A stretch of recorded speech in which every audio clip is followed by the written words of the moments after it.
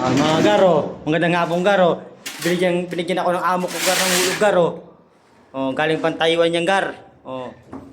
Yung mugar naman gar, ang hulog gar niyan, dalawa yung gar, regalo sa akin. Kakabit ako gar ng pintuan. Ang gar yung hambagaro. Kakabit ko garo. Ang kakabit ko ngayon. Tapos ay yung hulog ko garo. Dahil magkakabit ako gar ng pintuan, anong hulog ko garo. Di ba? Bago yan gar.